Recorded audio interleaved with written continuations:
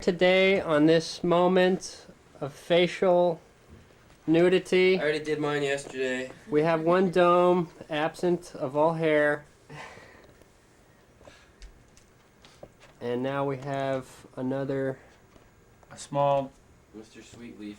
small, Should we have some haircutting music or? sure, small facial hair. This is a product of about a year's worth of growth through various trimmings and such, though. It's been in different shapes and sizes. But now it's all coming off because I'm starting a new job. And to appease the young woman you got in the first shot. This one? Can I get an amen? Amen. Amen. Well, we're going to start with a lower loss of chin nuts.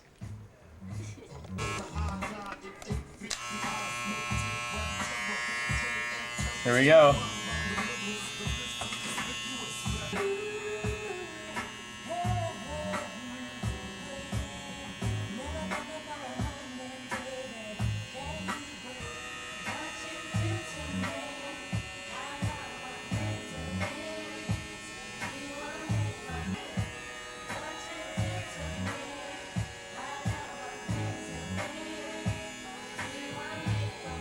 Ooh. Chunks. Mmm. Save it all up.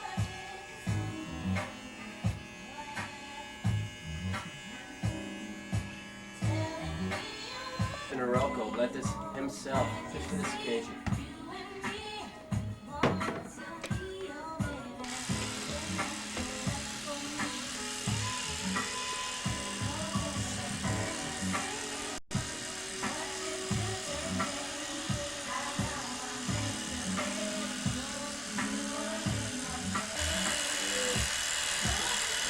Bugs on your nose.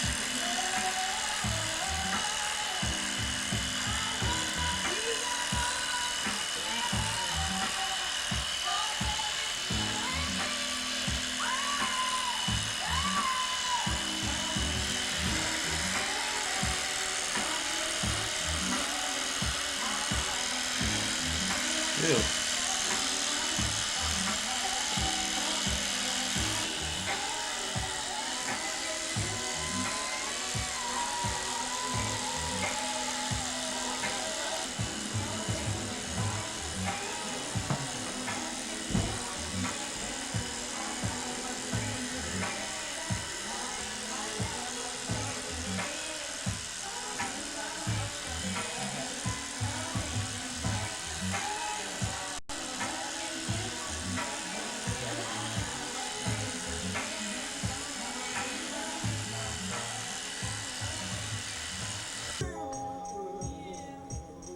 How many jawline I have? Ooh.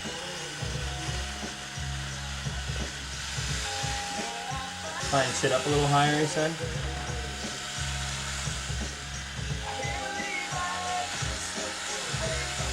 Flip your hair back. Like you really care about what's going on.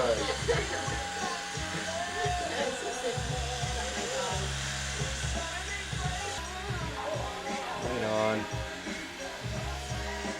Oh, it's a pale little chin you've got there, pal. I know. Creamy white. Just like my car. Right on. Would you like me to get the shaving kit? Huh?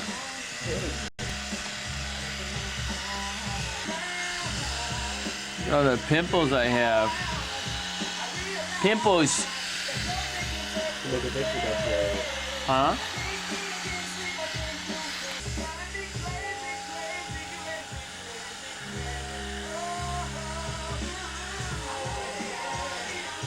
Here we go.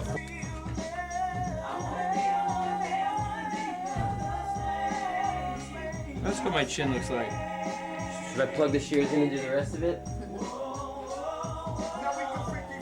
No. You never saw when I shaved him bald, did you? He came in one day. I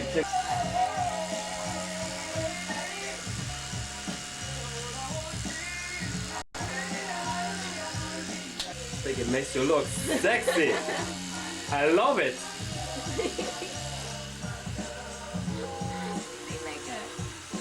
You know what I wish I could do? I wish I could shave it real thin.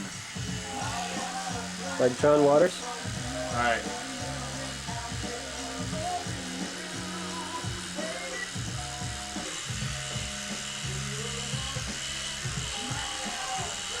If I shave my head bald, I won't need a haircut for the whole summer. Just for like a month and a half, 2 months. You shaved it pretty thin there. So you just leave one side on? Shave it up! Imagine you walking to work first day of training tomorrow. So stoked.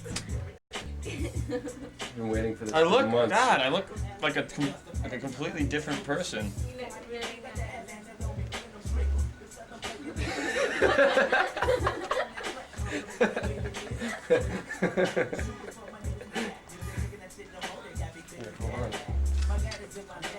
Wait, Jesse's not doing it. we got about 4 eyes in that Other picture. side.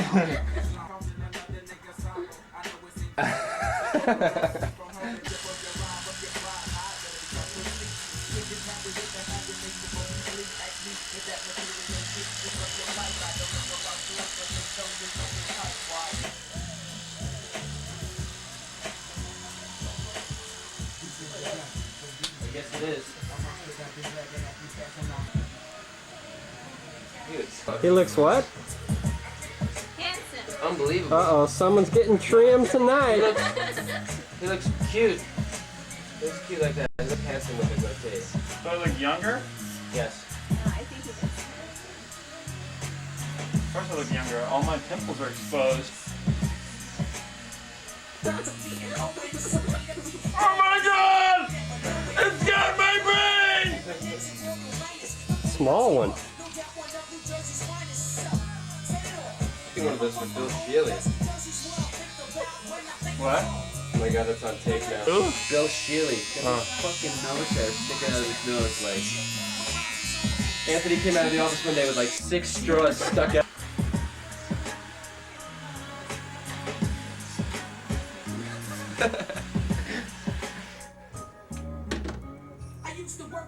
When I think of Burger King and Whoppers and Big Macs and New Jersey was chopping.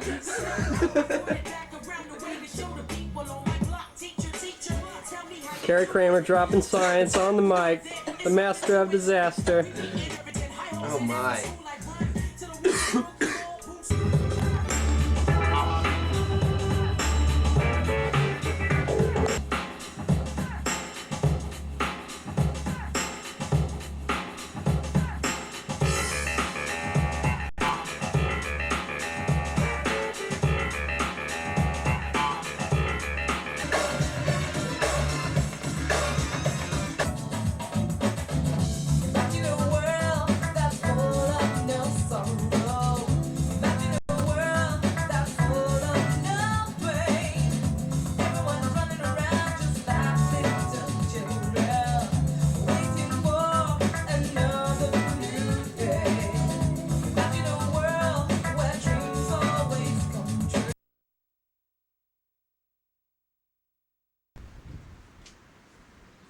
What are you doing with that little stone?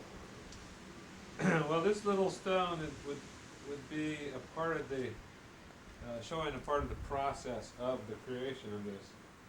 So the way you start this, you have this big huge stone, and you can't just take a chisel to this stone. It's too hard for that. So what you have to do is take a diamond bladed saw and cut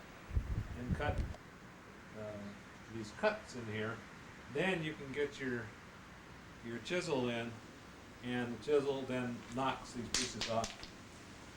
Okay, so that's where you end up with all this rubble that's all been worked, that's all been cut on each side, and the texture of the piece, where you see all these straight white lines. That's where there was the saw blade that did cut through there, and then it's been pounded, broken off in between those saw blades. Those saw not only achieved this texture, this what I consider to be a wonderful texture, and this form, which looks, in my mind, very, very much like a fossil, a solidified entity that was a part of this rock. But especially to show the process of how this stone was carved. This being an art center, I wanted to focus more on the process than on the finished piece. So the process would be to cut with your blade, to knock it off with your chisel, then to take your grinder and grind it down so that you grind out all the cut lines, so you have a full and complete surface, and then work down with sanding discs till it's smoother, and until we have several spots.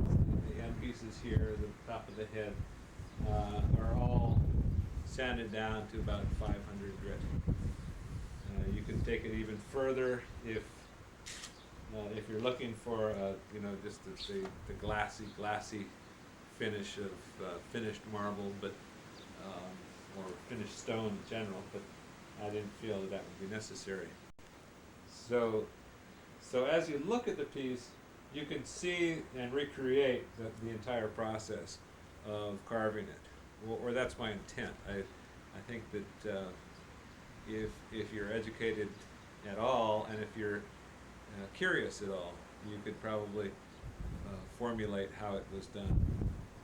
And therein is the title Hooulu, which means basically to inspire. That's what I'm trying to do. I'm not trying to snow you with the beauty of this piece, but I'm trying to show you the process of creating something such as this, utilizing stone and a larger scale than I'm used to, or than I was used to. Part of this project, I only had the blueprints. I didn't have a building or anything. I knew that this was going to be where it was going to go. I knew that this wall was going to be glass. I knew that there was a hallway here. And I knew that looking out from the inside, because of the sky behind it. Wait, say that again? When I started working with just the blueprint, I knew this was going to be the area. I knew the roof was going to be here. I knew that this glass window was going to be here, and this hallway. And so the consideration of seeing it from inside was that this was going to be very much a silhouette. Inside looking out, what you were going to see wasn't so much a textured piece as a silhouette, because of the shading, the bright background, and the dimly lit piece itself. And so that was one of the main functions. And the reality was I should have said it from the inside. What do you mean setting it from outside? Well, where, like in the city where Paulette is, out on front looking in, was what I would consider the primary view.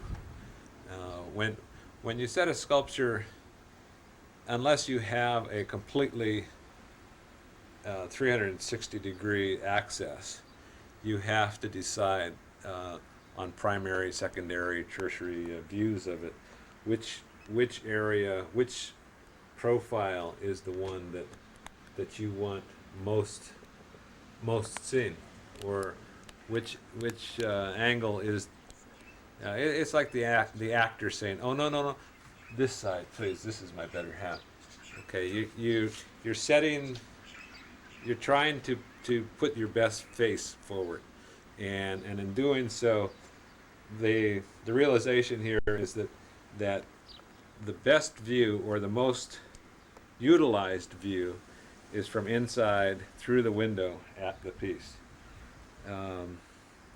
and in that sense, it should be skewed just a bit, but it's not skewable. It's 4.5 tons and epoxied, so it's not going anywhere. So this is what it is, and I like to think that the reality is it's the kind of thing that I'm aware of, but that it's sort of beyond the concern of most other people in terms of what when they see a piece, they don't necessarily say, too bad it's there, or boy, I wish he did this when he made it. I think they're more concerned with the direct physicality of it, and that's, I think, how it should be. It's just as a sculptor, I have all these lingering doubts about having done it the right way. I'm not sure that everyone knows that sculpture, in essence, is a constant series of decisions. Each time you do something, you have to decide what to do next, and how that next process fits into what you did, in essence, never really ends.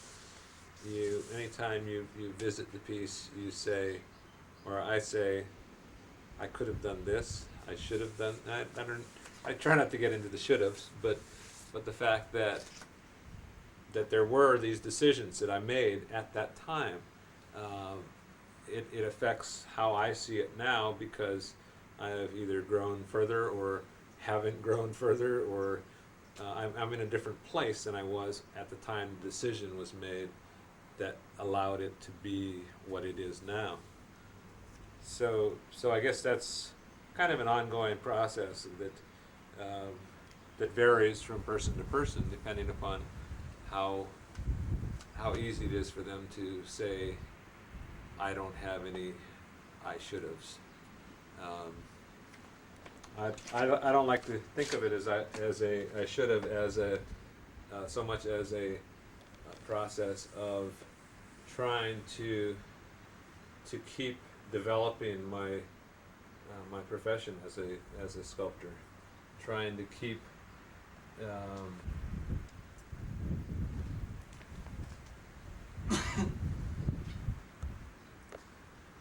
rolling, Bob. Yep. One of the things that I most enjoyed about this piece was the scale of it, the physicality of having this much mass. Removing a lot of mass was the problem. Not the problem. That was the labor of this piece.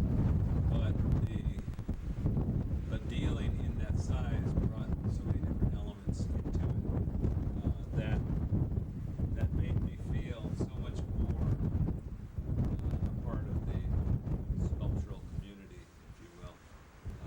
You had to deal with moving it. Just moving it was a major production.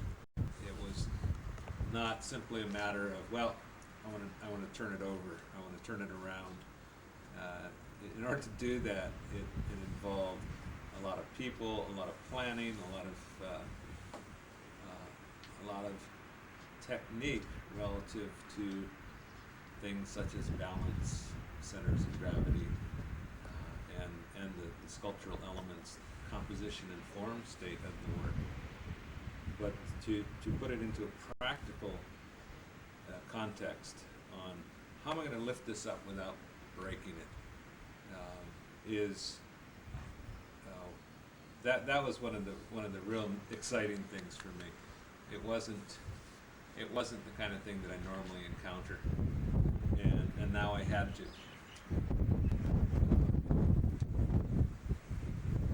The scale was something that goes back to one of my early inspirations, a film on Henry Moore climbing on top of a great big, I believe it was plaster piece that he was making,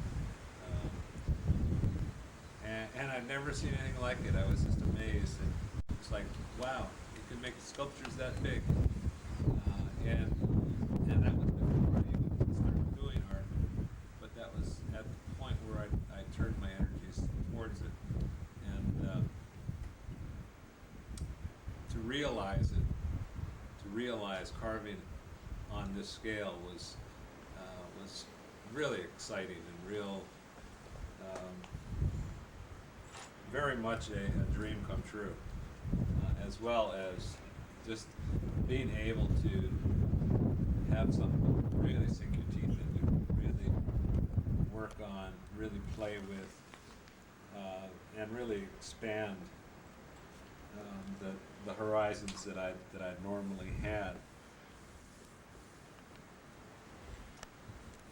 The whole textural process on this piece, I think, was something that has shown itself significant now that I look back on it.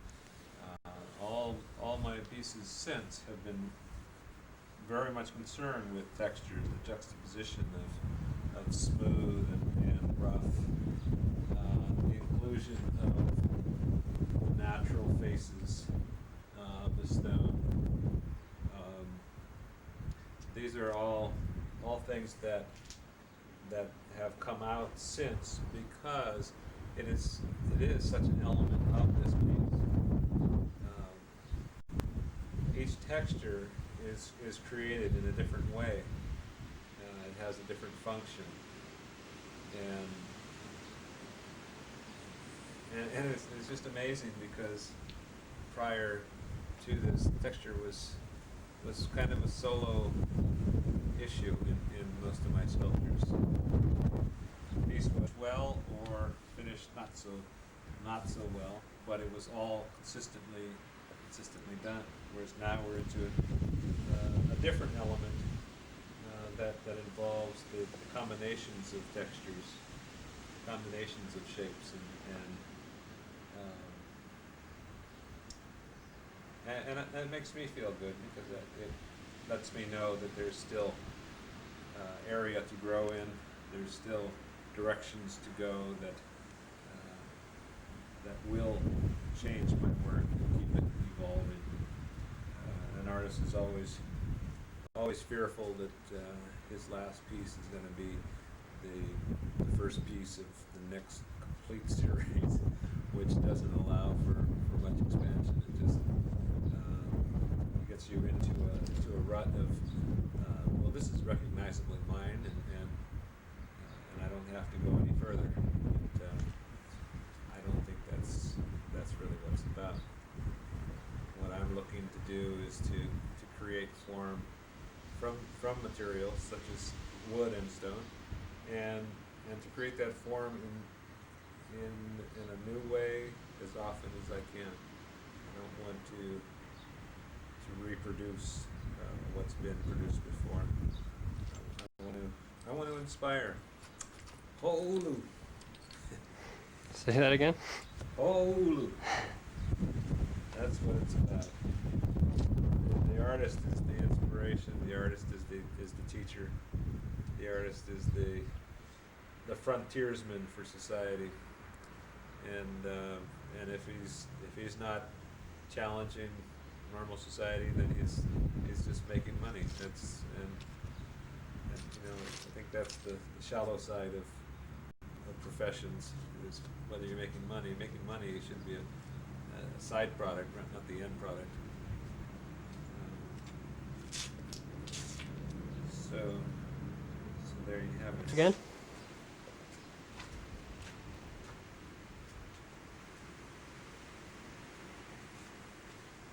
Walk by and stop in the middle and just kind of pat and massage the wood or the stone.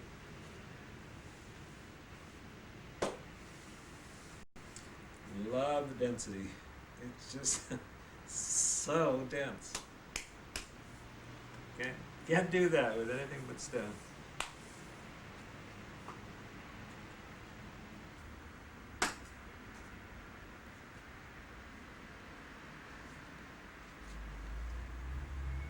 And the denser it is, the better it finishes. little visualizations of my sculptures and like an ant, or if you were the size of an ant and you're driving on the sculpture, there was always going to be some way that you could drive over the entire surface of it. Okay, if you couldn't get over this edge, then you could drive down around here and you get on it this way, and that would take you all the way up. If you got it in four-wheel drive here, and then you get up onto the surface and go, okay, then you take it off four-wheel drive and you drive down all the way down and around. You can go up and around and come down. Oh, there's a dead end, so you got to turn down here, and you can come to this side to get there. Go back around here, but the whole surface is accessible over from wherever. And it was this visualization of a little guy in a little car, so that all of these things are like freeways around the piece, all the different energy flows.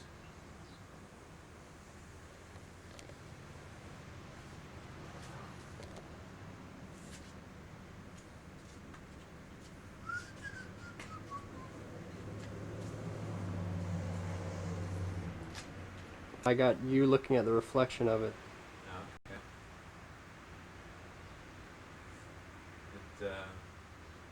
It's got a halo around it.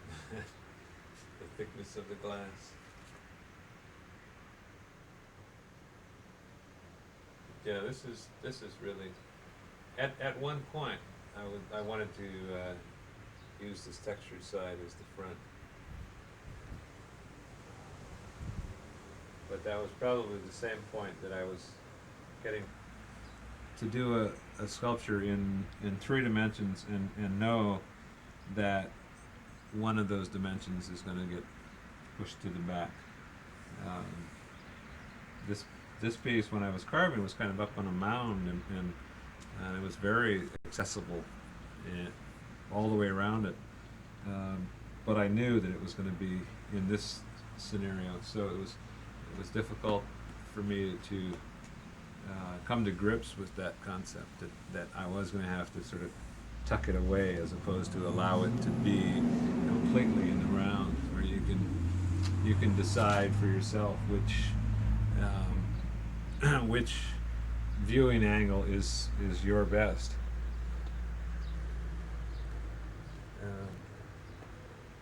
I know if you look at the front and the back, they are 2 different sculptures in a lot of ways, and yet the ideal is that you can walk around it, that you can go from one surface, get to the shared surface right here where you're sharing the front and the back, and then move to the back, so that it's not as if it's just two views, that it's in essence it's an infinite number of views all the way around it.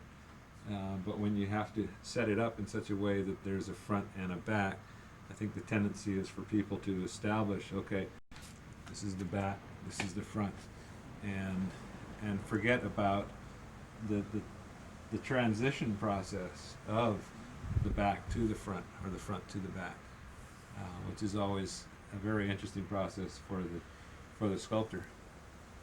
For this sculptor, anyway, I've always strived to break down the differentiation of front and back. In this case, this ridge line here is one of the the elements that I've tried to use to pull the back around to the front in such a way that either if you start on the other side and you get pulled around to the back, or if you're on this side, you get pulled around to the front, there becomes a unclear line of front and back. It becomes a part of the same. Holes have the tendency to do that as well, particularly when you take the hole and open it up as wide as I have. Okay, this is the same surface as this surface out here. It's just been pulled around. The quote from Henry Moore is that holes bring the back to the front. Holes open a sculpture and bring the other side to this side. And that's one of the things that I love about holes, is that they help to break down that differentiation of front and back, and gives it a lot more.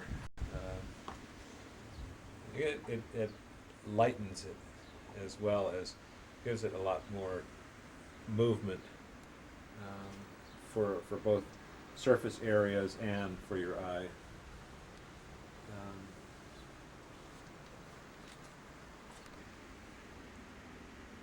You get a shot of Paulette through the whole, one of the students studiously passing the graduation day afternoon. Absurdity of its location is the problem. Yeah.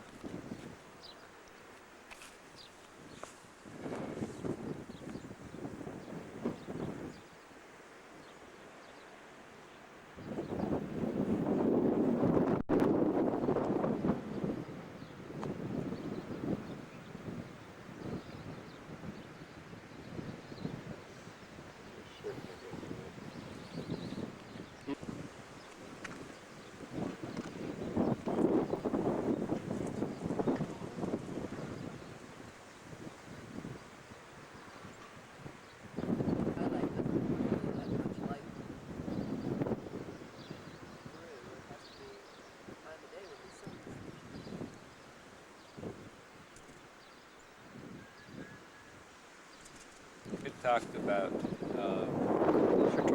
Towards me. we talked about the concept of moving the pole and cantilevering the corner a little bit. The engineering for that, I think, would be sound, but they just didn't want to do that. And again, a downside of working with. First time I got was that the architect is the guy, and the artist is more of a pain in the butt than someone that's there to really enhance anything. And architects, I think, generally prefer not to have to work with artists and be the guys. Or that's sort of the way I viewed it, which is a shame, because I think the collaboration with the two can be a very poignant